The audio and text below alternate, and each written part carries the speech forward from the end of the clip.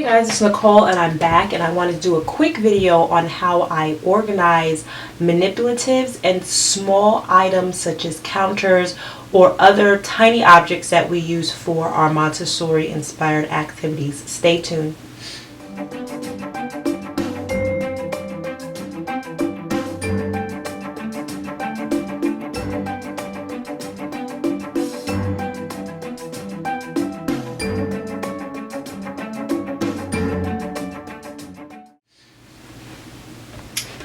So these items I purchased from Aldi a while ago, and Aldi is a grocery store, but it also has a section where they sell home organization items, home decor items, and other home related goods. So I bought these, and I believe they were $3.99 a piece.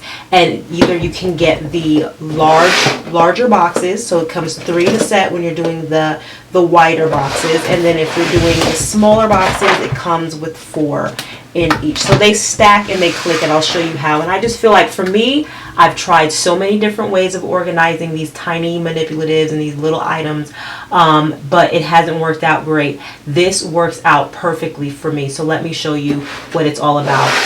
You can find these kinds of stacking boxes in a multiple variety of places, and I will link a few places in the description box for you.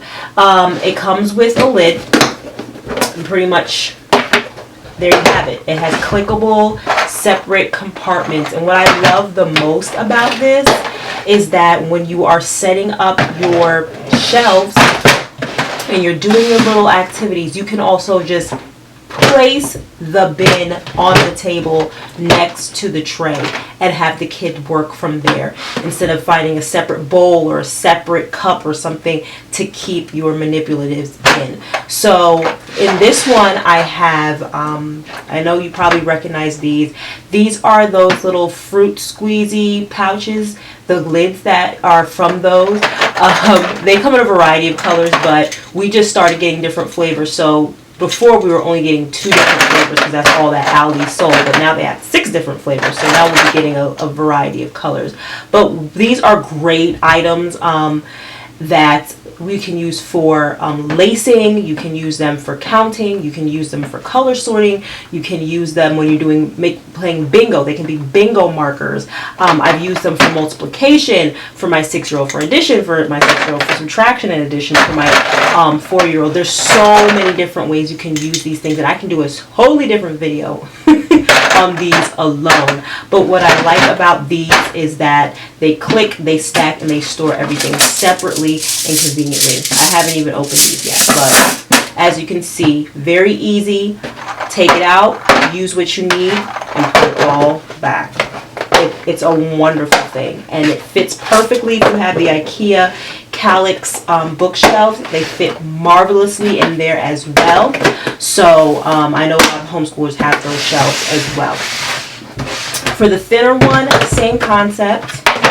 I like to categorize them by type. So these, in this top section, I have all the alphabet related things. I have letter tiles, I have magnetic letters, and I have magnetic letters and numbers.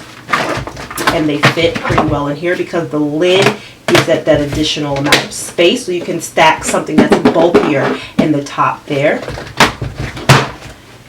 These, I'm running out of them. I need to make more, but these are magnetic pom-poms from a while back. I will link in the description box my learning activities video that I reference these a lot in that one. I use these also for Christmas, for Christmas tree ornaments on my Christmas tree counting cards, so this was really handy for that. So I consider this to be Christmas related. These are Valentine's Day related manipulatives. Again, most of these things I got from the Dollar Tree or Michael's. So I didn't separate these, but pretty much theme wise, if it's Valentine's Day related, I'm most likely going to pull out these manipulatives. And then I have St. Patrick's Day related ones as well. So in this smaller bin, obviously, I categorize all of my seasonal ones. And finally, then I have this one here with my colorful pom-poms. Those are always handy. Clothespins, great for fine motor skills. And these larger glass gems, again, all from the Dollar Tree. But this is my collection of manipulatives or small items and counters and things that I use for math, language arts, anything, any Montessori inspired activity that you need. Those little add-ins just to make it fun for the kids. And I have pared it down to this much. There's so many things that you could buy to use, but I've decided that this is really all that I need for now. And I've also decided that if I want to get another kind of manipulative or counter, I need to give away something or get rid of or donate something, because this is a total of 10 plus different kinds of manipulative items that I could use. So I hope you guys found this video to be helpful in terms of how to organize and store those little tiny activity add-ons that you can use for your Montessori inspired activities or whatever, math, logic, whatever kind of activity that you use at home when you're making trays and activities. Again, I will link in the description box below where you can find similar items like this, because this is what's worked the best for me. And again, I cannot emphasize more that sometimes you just need to keep things at a minimum, and I think 10 is more than enough. So if you're going to add in something, if you go into Dollar Tree and you see something, you're like, oh, I have to have this, you must get rid of something else. So I hope you guys found this video helpful, and all right, I'll see you next time. Happy homeschooling. Bye.